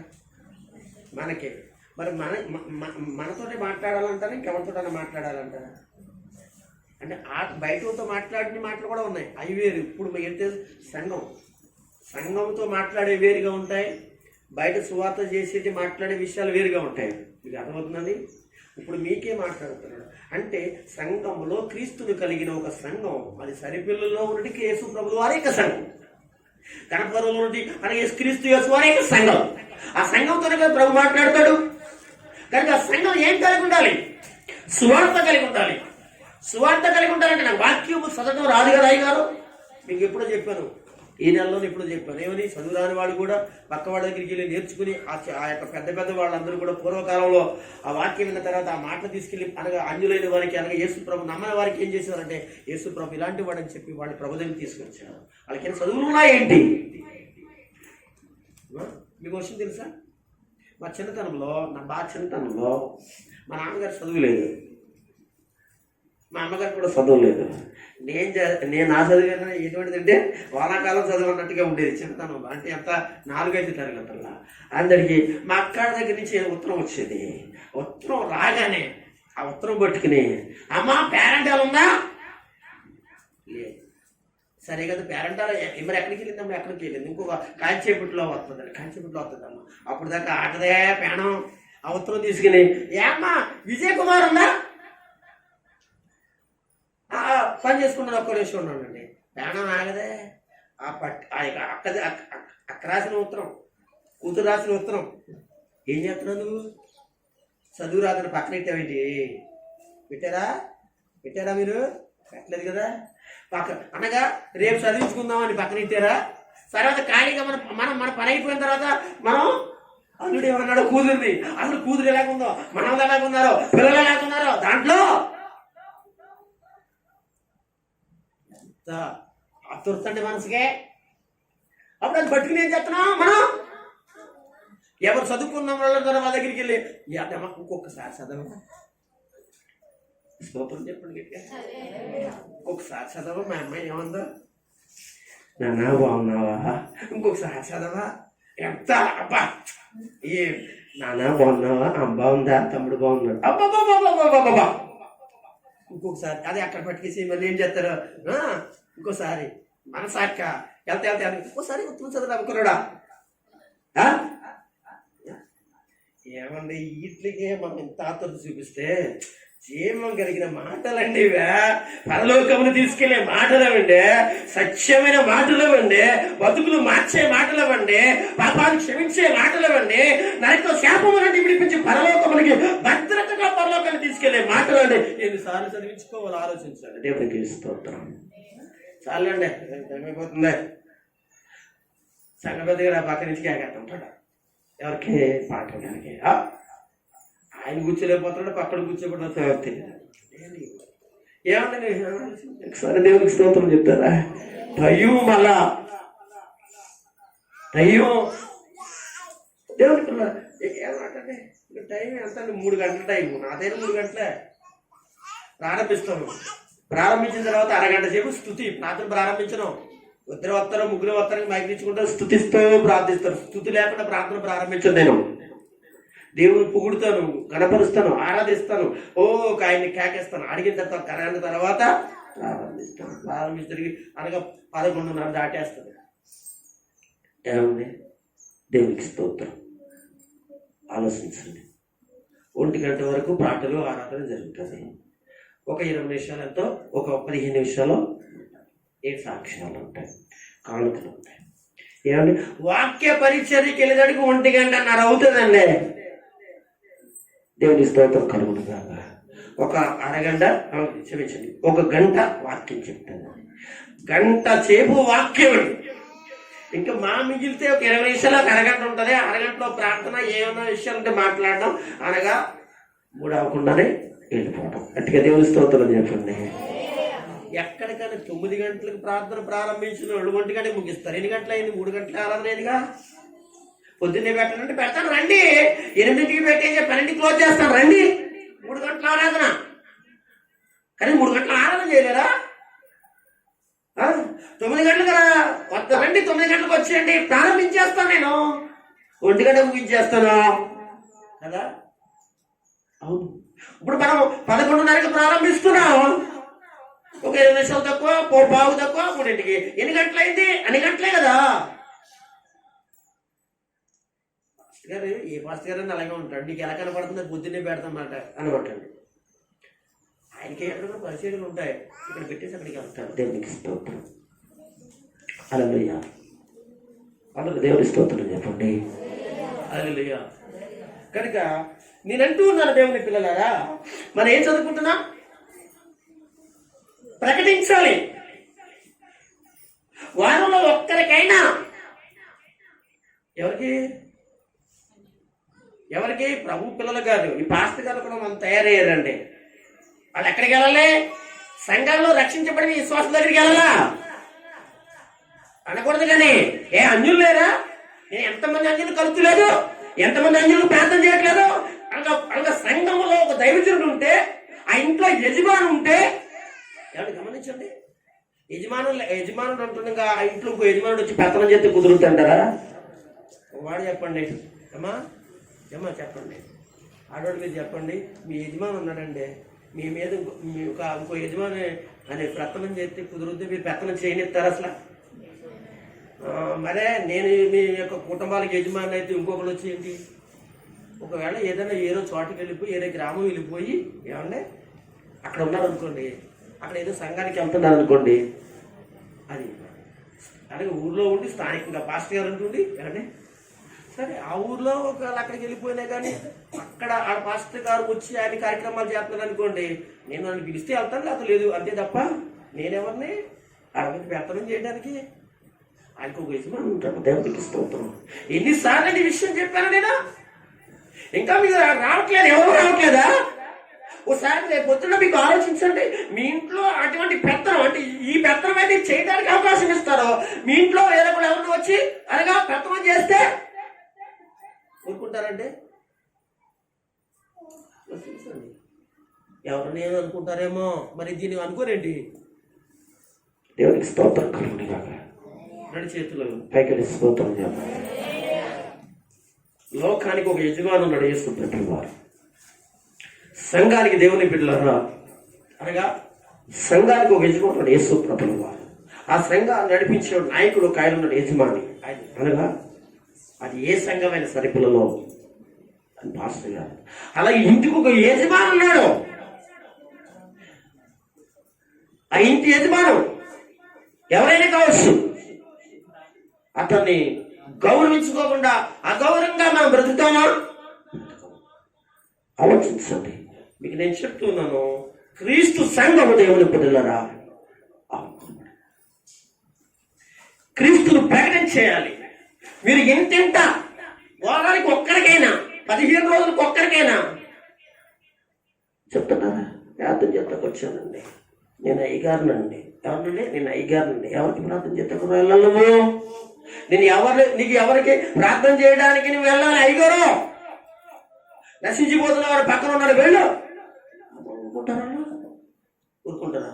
ఒకప్పుడు అలాంటి పరిస్థితిలో ఉన్న వాళ్ళు కష్టపడి మేము తిట్టించుకుని అనిపించుకుని మొక్క మీద ఉంచుకుని అది సువార్త చేసి యేసు ప్రభు దగ్గర నడిపించిన తర్వాత ప్రభులో ఎదుగుతున్న తర్వాత నువ్వు వచ్చి ముగ్గులేస్తావా? సరే అని ముగ్గులు తిట్టారండి, ఏనుకుంటారుగా. మా పాస్టర్ గారు ఎంత కష్టపడ్డాడు, ఈ పరిస్థితిలో మా ఆయన తిట్టినప్పుడు వచ్చాడు, మా నాన్నగారు తిట్టినప్పుడు వచ్చాడు, లేకపోతే మా చుట్టాలో ఎవడో వస్తున్నాడు నేను తీసుకొస్తాడు, నేను సాధారణంగా ఆయన నిన్ను వదిలిపెట్టాం. మేము అలాంటి పరిస్థితుల్లోంచి వచ్చామండి, అలాంటి పరిస్థితుల్లో ఉన్నామండి. ఈ రోజు వరకు కూడా చాలా చోట్లకి వెళితే మమ్మల్ని మాట్లాడుతుంటే ఉంచుకుని వచ్చిన తర్వాత ప్రార్థన చేసి కన్నీళ్లు విడిచి అనగా ఉపవాసం నుండి అడిగి ప్రార్థన చేస్తే వాళ్ళ మానవచ్చుకుని రక్షణ పొంది క్రీస్తు ప్రభువును వెంబడించి సంఘంలో ప్రవేశిస్తుంటే ఆలోచించండి, మాకు ఎంత బాధ ఉంటుందండి. ఆ బాధ మీకు అర్థం అవ్వట్లేదు. మా బాధ అంటే మీ పక్క వారికి ఒక సువార్త, ఎక్కడ దాకా నువ్వే ఒక వ్యక్తిని సువార్త చేసి సంఘంలో ఉన్నావు, దేవుని బిడ్డవు, ఆదివారం గుడికి వస్తావు, మారిపోయావు. పక్క వాళ్ళు మారాలనుకుంటావు, పక్క వాళ్ళు మారాలనుకున్న వాళ్ళ దగ్గరికి వెళ్ళి ఏం చేస్తావు? అప్పుడప్పుడు దేవుని వాక్యాన్ని చెప్తావు, వాళ్ళు మారుతారు, వస్తారు. ఇదే పరిస్థితి జరిగితే నీకు ఎంత బాధ అవుతుంది? ఎంత కష్టపడ్డానండి, అన్ని పాస్టర్ గారిని తీసుకొచ్చాను, పాస్టర్ గారితో ప్రార్థన చేయించాను, నేను ప్రార్థన చేశాను, ఎంత బాధ ఉంటుంది మీకు. కనుక దేవుని పిల్లలారా, దేవుని సంఘం అంటే ఈ రోజున ఎలా ఉండాలంటే సువార్త చేసే సంఘంగా ఉండాలి. సాక్ష్యం యేసుక్రీస్తు గురించి సాక్ష్యం చెప్పేది సంఘంగా మర్చిపోకూడదు. ఏది మర్చిపోయినా పర్లేదు, సంఘం నీ పక్క వారు నరకంలోకి వెళ్ళిపోకుండా కాపాడే బాధ్యత నీకు ఇచ్చాడు. నీ ఊర్లో అనగా నీ సహోదరులు, లేకపోతే అనగా నీ సహోదరులు అంటే నేను అంటున్నాను, నీ ఊరు నీ పక్క వారిలో కదా ప్రభు నమ్మకపోయి నీ సహోదరులే కదా. కదా. స్కూల్లో పిల్లలు ఏమంటారు? ప్రతిజ్ఞ చేస్తారు. ఏంటది? భారతదేశము నా మాతృభూమి, భారతీయులందరూ నా సహోదరులు. అక్కడ ఎంతమంది ఉంటారండి? వాళ్ళందరూ క్రైస్తవులేనా? వాళ్ళందరూ హిందువులేనా? అందరూ అనగా ముస్లింసేనా? కాదు. కనుక సహోదరులు, నీ సహోదరుడికి సువార్త ప్రకటించాలి. నీ సహోదరుడికి దేవుని మాట చెప్పాలి. నీ సహోదరుల కనుక అవసరమైతే ఉపవాసం ఉండి చేయాలి. ఈ మా అనుభవాలండి, యెరూషలేము అనుభవాలండి. మాకు సంఘం కూడా అనుభవాలు ఉండాలని ప్రభు పేరట మీకు తెలియజేస్తున్నాను. సాక్ష్యం ఇచ్చే సంఘముగా, సువార్త ప్రకటించే సంఘముగా, అక్కరలను తీర్చే సంఘముగా, మరి ప్రార్థించే సంఘముగా కాకుండా ఇంకొక విషయం, పరిచర్య కలిగిన సంఘంగా ఉండాలి. హల్లెలూయా. చదువుదాం, 6వ అధ్యాయంలోకి వద్దాం. పరిచర్య కలిగిన సంఘంగా ఉండాలి. 6వ అధ్యాయం 1 నుంచి 3 వచనం చదవగలరా? ఆ దినములలో శిష్యులు సంఖ్య విస్తరిస్తున్నప్పుడు అనుదిన పరిచర్యలో తమలోని ఎదవరాండను చిన్న చూపు చూచుచున్నారని హెబ్రీల మీద గ్రీక్ భాష మాట్లాడు యూదులు సరుగుసాగిరి. అప్పుడు 12 అపోస్తలులు తమ వద్దకు శిష్యులను సమూహమును పిలిచి, మేము దేవుని వాక్యమును బోధించుట మాని ఆహారము పంచిపెట్టుట యుక్తము కాదు.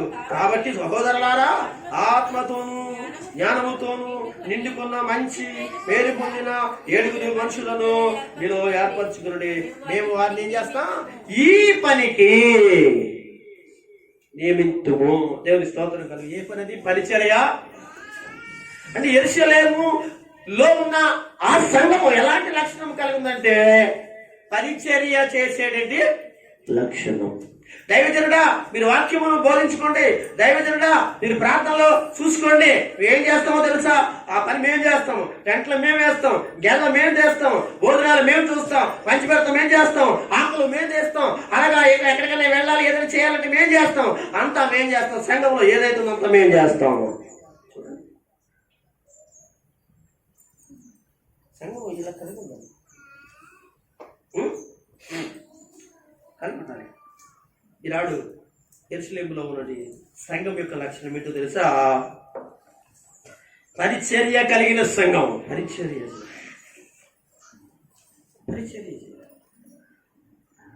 అప్పుడు ఏం చేస్తాం? కొత్త వాళ్ళు వస్తున్నారు అనుకోండి, ఇలా చూడండి, ఆయన చూడండి, కొత్త వాళ్ళు వస్తున్నారు అనుకోండి, అమ్మ ఏ ఊరి నుంచి వచ్చారు, ఎక్కడి నుంచి వచ్చారు, వాళ్ళు ప్రార్థన చేయటం వాళ్ళతో మేము మాకు సరిపోతుంది. ఏమండి? మరి అవి చూసి బరకలు వేసి అవి వేసి మైకులు పెట్టి అవి పెట్టి ఇవి పెట్టి అవి చేసి ఇవి చేసి చేస్తూ ఉంటే ఎక్కడ కుదురుతుంది చెప్పండి? ఎప్పుడు వాక్యాన్ని మేము సిద్ధపడతాం, అనగా ప్రార్థన చేసి దేవుని సన్నిధిలో ఎప్పుడు కనిపెట్టి మీకు వాక్యం చెప్తాం. ఓ పక్కన బరకలు వేయాలి, ఓ పక్కన మైకులు పెట్టాలి, ఓ పక్కన అది చూడాలి, ఓ పక్కన ఇది చూడాలి, అది చేయాలి, ఓ పక్కన ఏమో దేవుని దగ్గర పోయి ప్రార్థన చేసి మీకు ఏం పట్టి రావాలి? ఎక్కడ ఏ ఆలోచనలు వద్దా?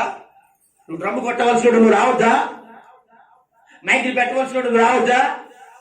పండగ అయితే ఆ కార్యక్రమాలన్నీ కూడా సంఘానికి ప్రకటన చేశారు కదా పాస్టర్ గారు. ఆ యొక్క పనిలో నువ్వు చేయాలని నువ్వు రావద్దు. ఆడున్నారండి, ఏడున్నారు, నీకెందుకు?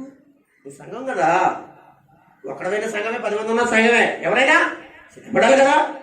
సంఘం అంటే సంఘమే కదండి. దేవుని దృష్టిలో సంఘం అంటే సంఘమే కదా. సంఘము స్త్రీ సంఘం అని, లేదా పురుషుడు సంఘం అని, లేకపోతే చిన్నపిల్లల సంఘం అని ఏదైనా ఉందా? సంఘం అంటే అంతా ఒకటే. అక్కడ వస్తే తెలుస్తుంది ఏం చేయాలో ఏం చేయకుండా పాస్టర్ గారు చెప్తారు, లేకపోతే అనగా ప్రమాణించుకుని మనం చేసుకోవాలి.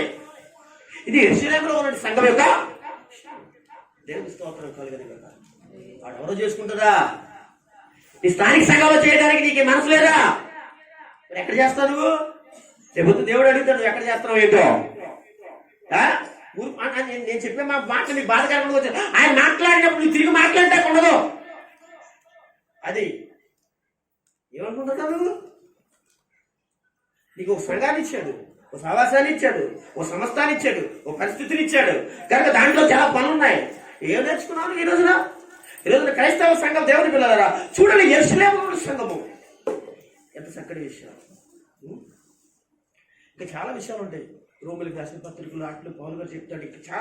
ఇంకా వెళితే ఈ పరిచర్య గురించి చాలా మంచి విషయాలండి. ఒకసారి దేవుని స్తోత్రం చెప్పండి. కనుక నేను ఎందుకు ఈ అపోస్తుల కార్యాన్ని గ్రంథాన్ని ఎంచుకోవాల్సి మాట్లాడవలసి వస్తుందంటే, ఈనాడు దేవుని బిడ్డలు తిరిగి ఆనాడు క్రైస్తవ సంఘం ఎలాగైతే నెలకొల్పబడిందో, ముందుకు పరిగెత్తిందో, ఎలా బ్రతికిందో, అనగా ఏకువ చుక్కబలి అనగా ఆనాడు క్రైస్తవ ప్రజలు లోకానికి కనిపించారో ఈరోజు కనపడాలి ఈ సంఘం అనే ఉద్దేశంతో గత కొన్ని వారాల నుంచి ఈ అపోస్తుల కార్యం నుంచి చెప్పాలి. కొన్ని విషయాలు ఇంకా చాలా విషయాలు ఉన్నాయి. దేవుని చిత్తమైతే దేవుని బిడ్డలారా కొన్ని కుటుంబాలు ఉన్నాయండి. ఎందులో అపోస్తుల కార్యంలో కొన్ని కుటుంబాలు ఉన్నాయని నేను మాట్లాడేటి ప్రభు నాకు ఇస్తే మాట్లాడడానికి నేను సిద్ధంగా ఉన్నాను. అంటే కొంతవరకు ఈ అపోస్తుల కార్యం మీకు అర్థమై ఏం చేయాలో తెలుసు అంటే, మీరు అలా ఉండాలి, 10 మందికి చెప్పాలనేదే. రెండు విషయాలు నాకు ఏంటి, ఒకటి మీరు అలా బ్రతకాలి, రెండవది ఏంటో తెలుసా, మీరు అనేక మందికి ఈ విషయాలు చెప్పాలి. దాని కొరకే ఇంత నా ప్రయాసం. దేవుని రాత్రనక పగలనక లేఖనాలు చదివి ఏంటి విషయాలను కనుక్కుని అనగా మీ దగ్గరికి తీసుకురావడానికి ఏమైనా ఆలోచించండి. ఏమన్నా కష్టపడి అన్నం వండుతారండి, కష్టపడి కూర వండుతారండి, అది నేలపాలు అయిందంటే ఏమనిపిస్తుంది చెప్పండి? చాలా బాధ అవుతుంది కదా. అలాగే నేను కష్టపడి ఎంత తయారు చేసుకుని ఇదంతా పట్టుకొచ్చి మంచి భోజనం పట్టుకొచ్చి చేస్తే మీకు అందించడానికి సిద్ధంగా ఉంటే మీరేమో అండి ఇంకో విధంగా పరిస్థితులు దేవునికి అనుకూలంగా లేకపోతే ఎలా ఉంటుందో, ఆ వంట వండిన వాడికి ఎంత బాధ ఉంటుందో అలా దైవజనుడు కూడా ఉంటుంది. సరే, ముందుకు వెళ్ళాలి. నేను ఇంకొక మాట మనం ఏం చదువుకుంటున్నాం అప్పుడు అంటే, ఇంకొక మాట ఏంటంటే పరిచర్య కలిగిన పరిచర్య ఇంకా చెప్పనక్కర్లేదు. పరిచర్య గురించి మీకు ఎక్కువ చెప్పనక్కర్లేదు. మీ అందరూ చేసేవాళ్లే, చేసి ప్రభు సన్నిధి ఆశీర్వాదం పొందిన వాళ్ళే, మరి చేసిన వాళ్ళే అనగా తిరిగి మళ్ళీ పరిచర్య చేయడానికి మొహమాటం పడుతున్న వాళ్ళే మీరే. ఏమన్నా చేసిన వాళ్ళు మీరే, ఆశీర్వదించబడిన వాళ్ళు మీరే, ఆత్మీయంగా ఉన్న వాళ్ళు మీరే, చేసిన మీరే తిరిగి వెనక్కి వెళ్ళిపోయి ఏదో రకరకాల ఆలోచనలు మొహమాటం పడుతున్న వాళ్ళు మీరే. దయచేసి దేవుని పరిచర్య, దయచేసి సంఘాంధన విషయాన్ని దేవుడు మాట్లాడుతున్న విషయాన్ని మీరు గమనించాలి. సరే అండి, ఇలా ఉంటున్న ఈ సంఘం హింసలు కలిగి దేవుని కొరకు బ్రతికిన సంఘం అండి. హింసలు కలిగిన దానికి ఆ సంఘానికి హింసలు కలుగుతున్నా, బాధలు కలుగుతున్నా, కష్టాలు కలుగుతున్నా దేవుని కొరకు అనగా ఆ సంఘం బ్రతికిందండి. హింసలు కలిగి దేవుని కొరకు బ్రతికిన సంఘమే ఈ యొక్క సంఘం. చదువుదాం. అపోస్తుల కార్యం 8వ అధ్యాయం మొదటి నుంచి కొన్ని వచనాలు చదువుతాం. చదవండి. 1 నుంచి 4 వచనాలు. ఆ కాలమందు యెరూషలేములోని ఏంటన్నారా సంఘమునకు ఏం కలిగింది? గొప్ప హింసలు కలిగినందున అపోస్తలులు తప్ప అందరూ యూదా సమరయ దేశములందు కూడా చెదిరిపోయారు. భక్తి గల మనుషులు స్తెఫను సమాధి చేసి అతనిని గూర్చి బహుగా ప్రలాపించిరి. సౌలైతే ఇంటింటా జొచ్చి అనగా పురుషులను స్త్రీలను ఈడ్చుకుని పోయి చెరసాలలో ఏంచి సంఘమును హింసించడం, సంఘాలను హింసించడం. సరిస్తోత్రం చెప్పగలరా? యెరూషలేములో సంఘం ఎలా ఉందంటే హింసలతో పాటు ఎలాగంటే క్రీస్తు కొరకు బ్రతికిందంటే. 4వ వచనం కూడా చదవండి. మరి కాబట్టి ఇలాంటి హింసలు పొంది, బాధలు పొంది, కష్టాలు పొంది, నిష్ఠూరాలు పొంది, సావులు పొంది, మరణాలు పొంది రకరకాల పరిస్థితుల్లో ఉందంటే ఆ సంఘం ఏం చేసింది? కాబట్టి చెదిరిపోయిన వారంతా కూడా సువార్త వాక్యము ప్రకటించటకు సంచరించరే. దేవుని స్తోత్రం, హల్లెలూయా. అంటే వాళ్ళ హింసలు కలుగుతున్నా, చంపేస్తున్నా, కరువు వస్తున్నా వారు హింసలతో పాటు ఏం చేయబడ్డారటండి? బ్రతికి దేవుని కొరకు బ్రతికి స్వార్థ చేస్తున్నట్టు సంఘంగా ఉంది. ఏమండి, ఈ రోజున కష్టం వస్తే, ఏదైనా బలహీన కలిగితే, ఏదైనా ఇబ్బంది కలిగితే ఎక్కడైనా ప్రార్థనకి రాలేని స్థితిలో చాలా మంది ఉన్నారు. చూడండి, ఇక్కడ అలాంటిది కాదు. ఇక్కడ చావు లేనంటండి. యేసు దగ్గరికి వెళ్తే సావు, ప్రార్థన చేస్తే సావు, దేవునికి ఇస్తే సావు. ఆ యొక్క పరిస్థితుల్లో యెరూషలేములో ఎలా ఉంది అంటే చాలా దారుణంగా ఉందండి. అలాంటి స్థితిలో కూడా వీళ్ళు ఏం చేశారు? హింసలు పడినా పర్వాలేదు, క్రీస్తు కొరకు బ్రతుకుదాం, హింసలు పడినా పర్వాలేదు, నా కుటుంబం అంతా దేవుని దగ్గరికి వెళుదాం, దేవుని కొరకై మేము బ్రతుకుతాం అని ఈ రోజున ఉండాలి, రావాలి. అలాంటి వారే పరలోకానికి వెళ్ళగలుగుతారు. అలాంటి పరిస్థితి కలిగిన వారే ప్రభుని చూడగలుగుతారు. అలాంటి వారే దేశాన్ని రక్షించుకోగలుగుతారు. అలాంటి వారే గ్రామాన్ని ప్రభులకు నడిపించుకోగలుగుతారు. దేవుని సంగమా, ఈ రోజున మీకు తెలియజేస్తున్న మాట, హింసలు కలుగుతున్నాయని వెనక్కి వెళ్ళిపోతున్నావా? కష్టాలు కలుగుతున్నాయని వెనక్కి వెళ్ళిపోతున్నావా? ఆర్థికంగా ఇబ్బందులు ఉన్నాయో పర్వాలేదులే, మరొక రోజు నాకు ఉంటుందిలే అని చెప్పేసి వెనక్కి వెళ్ళిపోతున్నావా? రోజు నీదనుకుంటున్నావా? క్షణం నీదనుకుంటున్నావా? నీ అసలు నీ కాలగతులు నీ వర్షాన్ని ఉన్నాయనుకుంటున్నావా? ఆలోచన చేయి. కనుక దేవుని క్రియలు గమనించు. అపొస్తలుల కార్యం 9వ అధ్యాయం మొదటి వచనం చదవండి స్పీడ్గా. సౌలింకను ప్రభు యొక్క శిష్యులను బెదిరించుటయు, హత్య చేయుటయు తనకు ప్రాణాధారమైనట్టు. చూసారండి ఎలాంటి హింసలు పొందుతున్నాయండి? ఎలాంటి హింసలు? ఇక్కడ 8వ అధ్యాయంలో 1-4 వచనాలు మనం చూస్తున్నాం. 9వ అధ్యాయంలో మొదటి వచనంలో ఇక చూస్తాం చాలా భయంకరమైన పరిస్థితి. కనుక ఒకసారి బయట వాక్యంలోకి వెళ్దామా? హెబ్రీయులకు రాసిన పత్రిక 12వ అధ్యాయం 10వ వచనం చదివండి స్పీడ్గా. ఒక్క 10 నిమిషాలు. వారు కొన్ని దినముల మట్టుకు తమకిష్టం వచ్చినట్లు ఎలాగంటమ్మా వారిని శిక్షించరు గాని. చూడండి చూడండి ఏమంటున్నాడు? పరిశుద్ధతతో కానీ పరిశుద్ధులతో కానీ పాలు పొందవాలండి. ఆమేన్, హల్లెలూయా. ఆనాడు క్రైస్తవ సంఘం అలాగే బ్రతికేసి హింసలు వచ్చినా, బాధలు వచ్చినా, కష్టాలు వచ్చినా మన మేలు కొరకే అని వాళ్ళు అవన్నీ పక్కన పెట్టి యేసు క్రీస్తు కొరకు బ్రతికిన సంఘము, యెరూషలేములో ఉన్న సంఘము అలా ఉండాలి. ఈ అంచె దినాల్లో ఈనాడు క్రైస్తవ సంఘాలు అనేది దేవుడు పిలుపునిస్తున్నాడో ఆయన మాట్లాడుతున్నాడు. ప్రియమైన వాళ్ళారా, ఏమంటారు మాట్లాడు? లాస్ట్ అండ్ ఫైనల్ ఒక్క మాట చెప్పేస్తున్నాను. ఏంటంటే దేవుని వెంబడించిన సంఘం ఎవరిదే? ఆ యొక్క యెరూషలేము సంఘం. ఒకసారి తొందరగా 2-3 వాక్యాలు చదువుకుందాం. మీరు రాసుకుంటున్నారు లేదు నాకు తెలియదు, కానీ దేవుని పిల్లలారా 2వ అధ్యాయం 24వ వచనం. అంటే ఇలాంటి పరిస్థితులలో అనగా దేవుని కొరకు బ్రతికే సంఘం, హింసలు పొందే సంఘము మనకు కనపడుతూ దేవుని వెంబడిస్తున్న సంఘం. 6వదిగా 2వ అధ్యాయము అపొస్తలుల కార్యం. ఒక్క నిమిషం ఒక్కసారి ఆగుతారా? నేను చెప్తాను. వచ్చింది 2వ అధ్యాయము 46-47 చదవండి. మరియు వారు ఏక మనస్కులై ప్రతి దినము దేవాలయము తప్పక కూడుకుని ఎంతింటా రొట్టె విరుచు దేవుని స్తుతించుచు ప్రజలందరి వలన దయ పొందువారై ఆనందముతో నిష్కపటమైన హృదయముతోన ఆహారము పుచ్చుకునిచుంటిరి. మరియు ప్రభు రక్షణ పొందుచున్న వారిని అనుదినము వారితో చేర్చుకునిచున్నారు.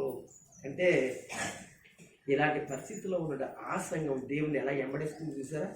అన్ని కష్టాల్లో ఉన్న పరిస్థితుల్లో ఉన్న సంఘం ఎలా వెంబడిస్తుంది ఆలోచిస్తాం. దేవుని ఇంకొక 42 కూడా చదివేద్దామా ముగింపులో? ఇందులోనే 2వ అధ్యాయం పుస్తకాలు వీరు ఇంటున్నారు. ఎవరో ఆదిమ సంఘం. వీరు అపొస్తలుల బోధ యందును సహవాసమందు రొట్టె విరుచుని ప్రార్థన చేటి ఎందును ఎడా తెగక అంటే వెంబడిస్తున్నారు దేవుని. సరంతరు గట్టిగా దేవుని స్తోత్రం. అసలు ఎడ తగ్గకుండా వెంబడిస్తున్నారు. ఈ రోజున అదే మనం నేర్చుకోవాలి. వెంబడించడం నేర్చుకోండి దేవుని సంఘం. యెరూషలేములో ఉన్న సంఘం క్రైస్తవ సంఘం, క్రీస్తు సంఘం. ఇక చాలా ఉన్నాయి కదండి. ఎప్పుడన్నా మనం వేరే వేరే సందర్భాలు చెప్పుకున్నప్పుడు అప్పుడు మనం కొన్ని విషయాలు కూడా చెప్తాను. ఈ రోజుకి మాత్రం యెరూషలేములో ఉన్న సంఘం యొక్క లక్షణం చూడండి ఎలా ఉందో తెలుసండి. అక్కర్ల కొద్ది పంచిపెట్టే సంఘం గాను, ప్రార్థన చేసే సంఘం గాను, ఇంకేం చెప్పాను, సువార్త ప్రకటన చేసే సాక్ష్యం ఇచ్చే సంఘంగా చెప్పాను, పరిచర్య చేసే సంఘంగా ఉందని చెప్పాను, క్రీస్తు ప్రభుల వారి కొరకు హింసలు కలిగి దేవుని కొరకు బ్రతికే సంఘం. ఆఖరిగా ఇంకొక మాట చెప్పాను, దేవుని వెంబడించే సంఘంగా చెప్పాను. ఇదండి క్రైస్తవాలు అంటే, క్రైస్తవ సంఘం అంటే అలా ఉండాలి. చూసిన వాళ్ళందరూ కూడా ఏం చేయాలి తెలుసా? అబ్బో క్రైస్తవులు అంటే ఎలాగుంటారా, ప్రభు పిల్లలు అంటే ఎలాగుంటారా అనేటి విషయాలు వాళ్ళకి కనువిప్పు కలిగి పరిగెత్తుకుంటూ నా యేసు ప్రభుల వారిని, మీ యేసు ప్రభుల వారిని ఏం చేయాలంటే సాష్టాంగ పడే వ్యక్తులుగా సంఘం ఉండాలని తెలియజేస్తూ పరిశుద్ధాత్మను మాట్లాడుతున్న ఈ మాటలకి మీరందరూ ఏం చేస్తారంటే అలా చేయండి. దేవుని చిత్తం అయితే వచ్చే ఆదివారం మరొక అపొస్తలుల కార్యంలో వచ్చే మరొక చక్కటి విషయంతో మనం అవుతాం. దేవుని చిత్తం అయితే కొంతవరకు అపొస్తలుల కార్యం అక్కడక్కడ నేను చెప్పాలనుకుంటున్నాను. మీరు అపొస్తలుల కార్యం బాగా చదవండి. చదివితే మీకు చక్కగా నేనేం చెప్పిన తర్వాత చెప్పే విషయాలు కూడా మీకు అర్థమవుతుంది. మంచిగా ఆశ్చర్యకరంగా ఉంటాము. ఆఖరి ఇంకోమాట, యెరూషలేము అంటే అర్థం ఏంటో తెలుసా? యెరూషలేము అంటే అర్థం ఏంటంటే శాంతి నిలయం. ఏంటండి యెరూషలేము అనే అర్థానికి ఏంటండి? శాంతి నిలయం. కనుక ఆ శాంతి నిలయం అనేటువంటి చోటులో అలాంటి విషయాలు జరిగిన దేవుని కొరకు బ్రతికిన సంఘం యెరూషలేములో అధికరిస్తుంది. కనుక మన ప్రాంతంలో కూడా మనకి పరిస్థితులు బాగోపోయిన క్రీస్తు కొరకు బ్రతకడానికి ఇష్టపడండి. ప్రభు వంటి కృపా సన్నిధి దేవుడు మనకి ఇచ్చినగాక. ఆమె సరందరూ దేవునికి స్తోత్రం చెప్పండి. హల్లెలూయా. మోకరించి